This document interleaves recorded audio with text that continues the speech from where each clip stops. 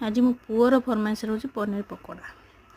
पनीर तो थिला फ्रिज रे ताकू आनिली सब मसला बाहर जहाँ भी थिला सब पकईदेली गरम मसला चिकेन मसला